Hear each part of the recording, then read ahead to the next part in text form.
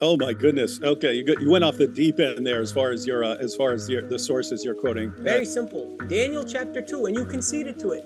You conceded to Daniel 2 without knowing There were it. 15 Muslim sources on the Satanic Verses. None of these quote-unquote satanic verses actually go trace back to any of the companions of the prophet. Are you accepting the words of Muhammad? Because Muhammad says when Muhammad said, "I've fabricated things against God and have imputed to him things which he has not spoken," I totally believe him there. That's called the principle of embarrassment. Why would Muhammad say that if it weren't true? From Isa Kabir, for both sides, they say, if you had to use your one best argument to defend your position, what would it be and why? What one best argument on what? On this particular topic or on anything? Like what? On this you mean on this topic? Okay. So I guess he's asking, what's your best? What if you? So Central Dawah used a bunch of arguments. It sounds like they're asking, like, what's your best argument, and then what would you think your best argument was, and then like what's our best argument? Very simple. Daniel chapter 2, and you conceded to it. You conceded to Daniel 2 without knowing it. You slipped up in the Q&A question. You slipped up and openly admitted that Islam essentially is the fifth kingdom. So Daniel 2. Okay, so he's saying, yeah, so Central Dawah says he regards the Daniel 2 as his best argument, even though his prophet never said that he's in Daniel and so on, but he regards that as the best. He says, I unwittingly, no, I said the defining characteristic there is it's something that is not made with human hands, and it's contrasting this with all these other kingdoms. Islam we're 14 centuries later, Muslim da'is cannot even comprehend anything other than a completely normal kingdom that goes out conquering other kingdoms. That's not what Daniel 2 is about. Daniel 2 is connected to Daniel 7. You have the Son of Man coming with the clouds of heaven, Son of Man. That's what Jesus is. That's what Jesus said he is. So who is that about according to the Bible? Somehow this is about Islam and Muslims conquering just like every other kingdom, even though it's the opposite of what Daniel 2 and 7 say.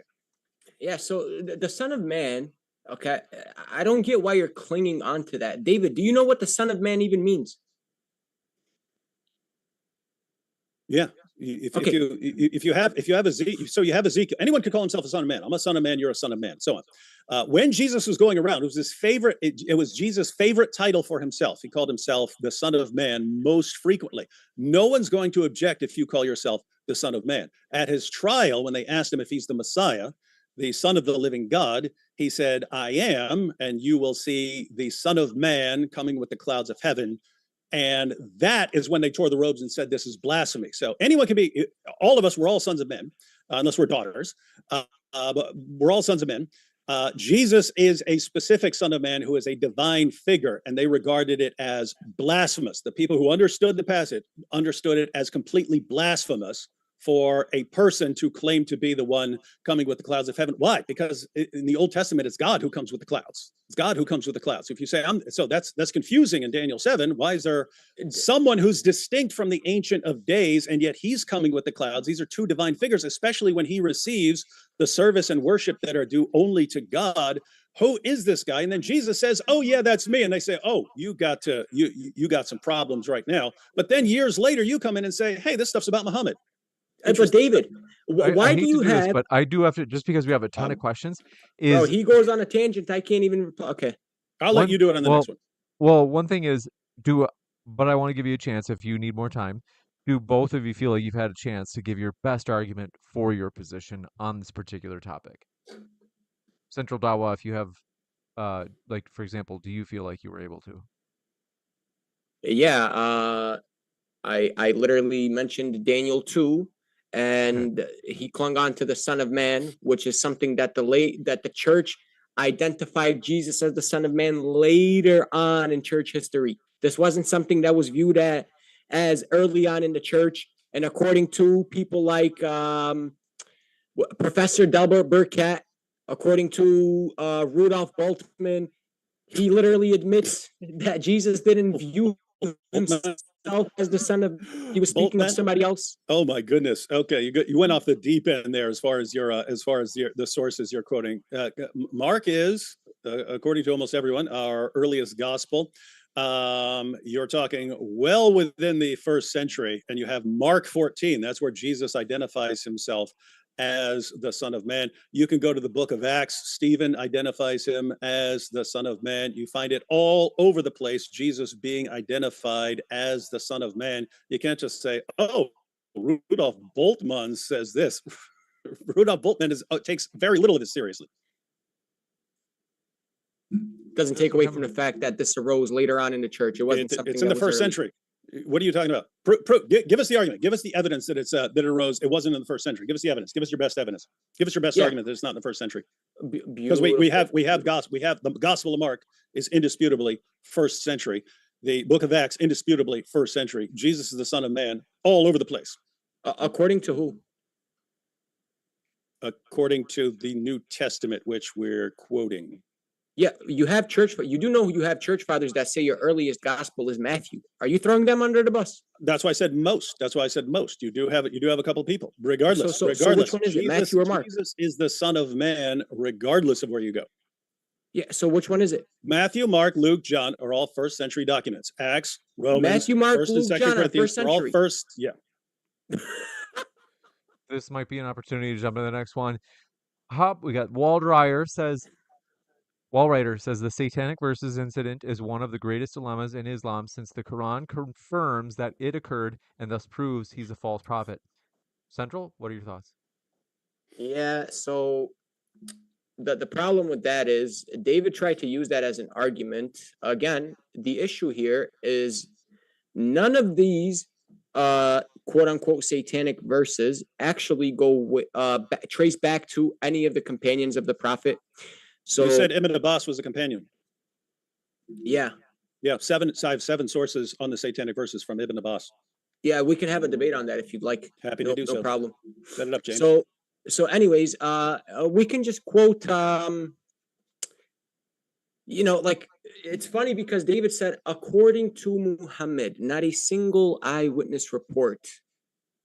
Like, you're appealing to Muhammad, but then at the same time saying you don't trust Muhammad. You're literally in a paradox of your own in your head. It's kind of funny. I can just appeal to Orientalist Sean Anthony that says the story is false. And then I can quote your prophet saying it's true. Yeah, can you? So do you believe in what Muhammad says now?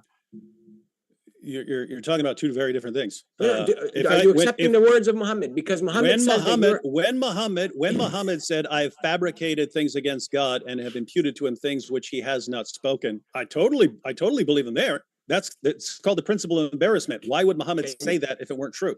Can you prove it sahih?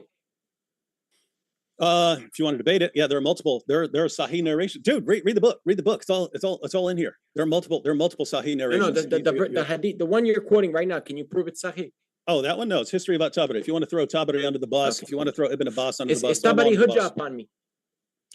If you want to throw all your guys under the bus and say all of this is made up, think about what you're saying. Think about what you're saying. There are 50 sources, 50 Muslim sources on the Satanic Verses. If the Satanic Verse, if that didn't happen, if that event was made up, you had a lot of Muslims, the earliest generations of Muslims, making things up, including Ibn Abbas. They're making up a story because they thought it was funny if they accused Muhammad of delivering a revelation from Satan and not being able to tell the difference between a revelation from God and a revelation from Satan. It didn't come from Jews, didn't come from Christians, comes from Muslims. If you want to believe that they all fabricated that and made up, I'm actually fine with that. I'm totally okay. Just don't tell me to trust anything these guys ever said. If they fabricated things like that, then who can trust any of these guys? David, remember you asked me earlier not to quote Ibn Abbas, to actually quote my Quran? Okay, chapter 26. If he contradicts the Quran. Look, you said Satan brought it down, Satanic Verses, etc., etc. Okay, chapter 26, verse 210. Quote, it was not the devils who brought this Quran down. There you go. Yeah, the position of the Quran is that the Quran is from God. The Satanic Verses were from Satan, fabricated by Muhammad, according to Muhammad. That's why Allah says he took them out.